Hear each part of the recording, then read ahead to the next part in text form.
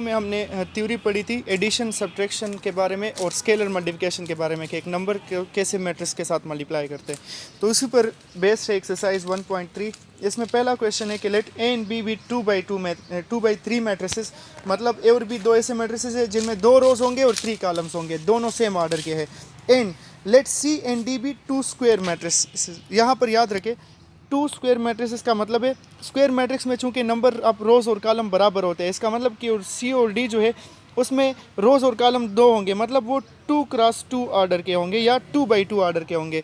तो square matrices में फिर 2/2 की जगह सिंपल ये 2 स्क्वायर मैट्रिसेस लिख सकते हैं। अगर 3/3 की आए तो समझ जाओ कि वो आपको कहेंगे कि 3 स्क्वायर ऑर्डर 3, मतलब स्क्वायर मैट्रिसेस आप ऑर्डर 3 का मतलब क्या होगा 3x3। स्क्वायर मैट्रिक्स ऑर्डर 4 का क्या मतलब होगा 4x4। ये बात आपने याद रखनी होगी।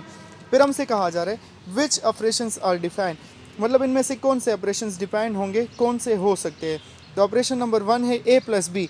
हमसे पूछा जा रहा है कि क्या हम a और b को ऐड कर सकते हैं। तो आप ऊपर देखे क्वेश्चन में क्या कहा गया था कि a और b जो है वो दोनों 2/3 मैट्रिसेस है, मतलब वो सेम ऑर्डर के हैं। तो यही बात मैंने नीचे भी लिखे, मतलब इनकी एडिशन हम कर सकते हैं क्योंकि हम पढ़ चुके हैं कि जब ए और 2 मैट्रिसेस सेम ऑर्डर के हो तो वो ऐड भी हो सकते हैं, सब्ट्रैक्ट भी हो सकते हैं। तो यही बात मैंने लिखी है कि a + b are matrices of the same order, so this operation is defined and resultant matrix will also be of order 2/3। ये भी आप याद रखें, मैंने एग्जांपल भी करवाया था इस पर कि जो 2 सेम ऑर्डर के मैट्रिसेस होंगे तो उनको ऐड करेंगे तो फिर उसी ऑर्डर का एक मैट्रिक्स मिलेगा। ठीक है, तो उसका ऑर्डर भी 2/3 होगा रिजल्टेंट का। एग्जांपल भी मैंने इस पर आपको यहाँ पर दिया है। 2 मैट्रिसेस ले लिए ए और बी, अपनी तरफ से मैंने इसमें नंबर ले लिए और फिर इनको ऐड कर दिया करस्पॉन्डिंग एंट्रीज को, तो रिजल्ट को देके ये हमारे पास इसका आंसर आया a + b का। और ये भी किस ऑर्डर का है 2/3, क्योंकि इसमें 2 रोज है, ठीक है, और इसमें कितने कॉलम है, कॉलम्स को देखे 1 2 3 कॉलम्स है, तो इसका मतलब कि ये भी 2/3 मैट्रिक्स आ गया हमारे पास। ठीक है, इसी तरह सेकंड नंबर ऑप्शन है, सेकंड नंबर में b + d। चेक करें कि क्या b और d ऐड हो सकते हैं। तो बिल्कुल नहीं हो सकते, क्योंकि b के लिए हमारे पास ऑर्डर क्या था 2/3 था और c और d दोनों 2 स्क्वायर मैट्रिसेस थे, तो इनका ऑर्डर सेम नहीं है, इसीलिए b और d ऐड नहीं हो सकते। यही बात मैंने यहाँ पर लिखी है कि b का ऑर्डर 2/3 है और d का ऑर्डर 2/2 है, तो वो ऐड नहीं हो सकते।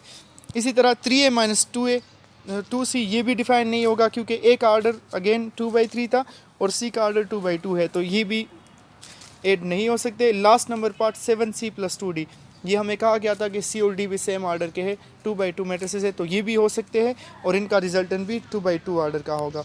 इसीलिए यहाँ से इस क्वेश्चन से ये बात साबित हो रही है। और यहाँ थ्योरी में भी हम पढ़ चुके थे कि जब सेम ऑर्डर के मैट्रिसेस हो तो वो ऐड भी हो सकते हैं और सब्ट्रैक्ट भी, लेकिन डिफरेंट ऑर्डर के हो तो वो नहीं हो सकेंगे। फिर नेक्स्ट हमारे पास क्वेश्चन 2 है कि मल्टीप्लाई a = 1 2 3 एक मैट्रिक्स है और इसको एक नंबर 2 के साथ मल्टीप्लाई करना है। तो बहुत सिंपल सा काम है, जब भी किसी नंबर को मैट्रिक्स के साथ मल्टीप्लाई करना हो तो उसके लिए ऐसा करना होगा, जिस तरह मैं इस 2 को इस मैट्रिक्स के साथ मल्टीप्लाई कर रहा हूँ, तो इस 2 को पहले हम इस नंबर के साथ भी मल्टीप्लाई करेंगे, फिर हम इसको सेकेंड नंबर के साथ भी मल्टीप्लाई करेंगे और फिर इसी 2 को थर्ड नंबर के साथ भी, मतलब किसी मैट्रिक्स में जितने भी नंबर्स हो वो सारे उस नंबर के साथ मल्टीप्लाई होंगे। तो 2 1s आ जाएगा 2, 2 2s 4 और 2 3s 6, ये हमारा आंसर बना। सेकंड नंबर पार्ट जो है उसमें है कि multiply matrix b = a b c d e f by p belongs to r। इसका मतलब है p belongs to r, r represent करता है रियल नंबर्स को। ठीक है, ये रियल नंबर्स के लिए रिप्रेजेंट होता है। रियल नंबर्स क्या है इस पर बात करेंगे नेक्स्ट चैप्टर में, फ़िलहाल आप लोग इस टेंशन में ना पड़े। तो p कोई नंबर है और इसको इस मैट्रिक्स b के साथ मल्टीप्लाई करना है, तो अगेन फिर से वही काम, p हर एलिमेंट के साथ मल्टीप्लाई होगा, p मल्टीप्लाई हो जाएगा a के साथ b तो इससे pa आ जाएगा। इसी तरह p मल्टीप्लाई होगा, यही p हम b के साथ मल्टीप्लाई करेंगे, फिर c के साथ, फिर d के साथ, फिर e के साथ और फिर f के साथ, तो हमारे पास आ जाएगा pa pb pc pd pe और pf। ये हमारा आंसर है रिजल्टेंट मैट्रिक्स से। क्वेश्चन नंबर 3 में कहा जा रहा है find matrix x such that 4x = आपको एक मैट्रिक्स दिया गया है कि 4x उसके बराबर है, तो x मालूम करें। तो x हम कैसे मालूम करेंगे, ये जो 4 इसके साथ मल्टीप्लिकेशन में है इसको हमने ख़त्म करना होगा। तो मल्टीप्लिकेशन ख़त्म होती है डिवीजन से, तो इसीलिए मैंने दोनों साइड पर 4 को डिवाइड कर दिया। तो यहाँ पर आप देख सकते हो कि 4 और 4 ख़त्म हो जाएंगे और राइट साइड पर 1/4 आ गया है।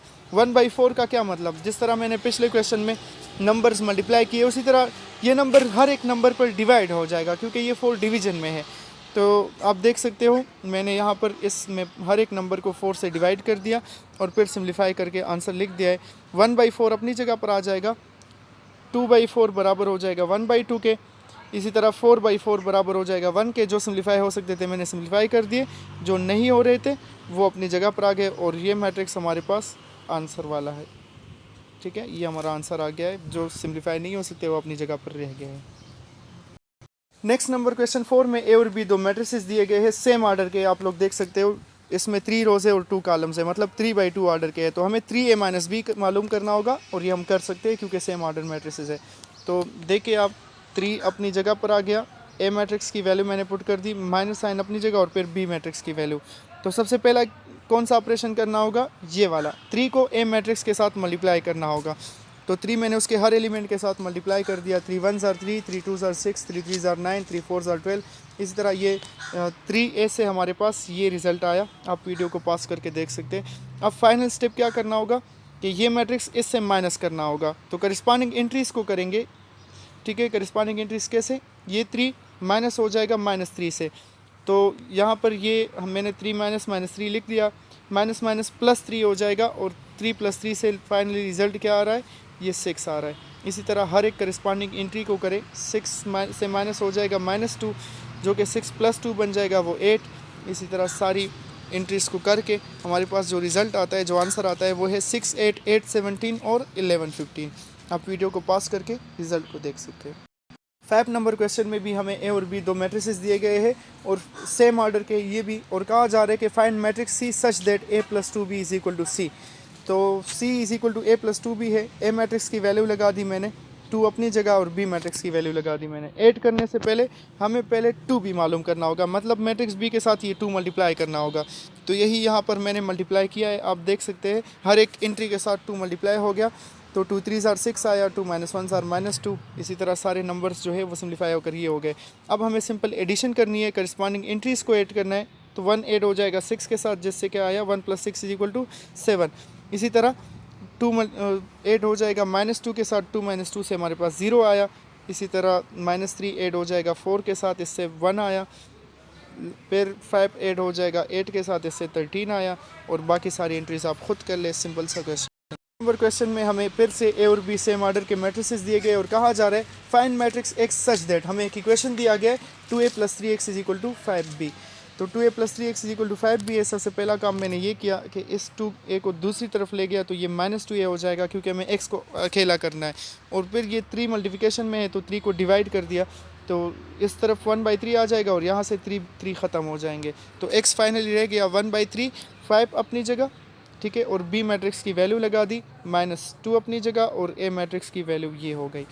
तो पहला काम ये करना होगा कि बी मैट्रिक्स के साथ 5 मल्टीप्लाई करेंगे तो 5 और 8 40, 5 0s are 0, 5 4s are 20, 5 - 2s are -10, 5 3s are 15, 5 6s are 30। ठीक है, इसी तरह यहाँ पर 2 को इन सब के साथ मल्टीप्लाई करो। याद रखो +2 नहीं मल्टीप्लाई करना होगा, -2 नहीं करेंगे, वो माइनस साइन मैंने यहाँ पर छोड़ दिया है। तो 2 2s are 4, 2 - 2s are -4, 2 4s are 8। इसी तरह सारी मल्टीप्लाई हो गई इंट्रीज। फिर इस मैट्रिक्स से ये मैट्रिक्स माइनस करना है, तो वही काम करिस्पॉन्डिंग इंट्रीज 40 - 4 से हमारे पास क्या आ जाएगा 36 आ जाएगा। ठीक है, 0 माइनस से +4, तो 0 + 4 से 4 आया, 20 - 8 से 12। इसी तरह सारी इंट्रीज हो गई और ये मैट्रिक्स सिम्प्लीफाई होकर ये आ गया। सबसे लास्ट काम हमें क्या करना है, 1/3 को इसके साथ मल्टीप्लाई करना है। 1/3 को मल्टीप्लाई करने का मतलब कि इनमें से हर एक एंट्री को 3 पर डिवाइड करना है। तो पहले 36 / 3 हो जाएगा, फिर हो जाएगा 4/3, फिर हो जाएगा 12/3 - 14/3। हर एक एंट्री डिवाइड हो गई। जो सिम्प्लीफाई हो सकते हैं वो कर ले। जिस तरह 36/3 से 12 आता है, 12/3 से 4 आता है और बाकी अपनी जगह पर आ गई। ये हमारा आंसर है। तो इस वीडियो में हमने हाफ एक्सरसाइज कर लिया है, बाकी नेक्स्ट वीडियो में इंशाल्लाह फिर बाकी एक्सरसाइज के क्वेश्चंस करेंगे।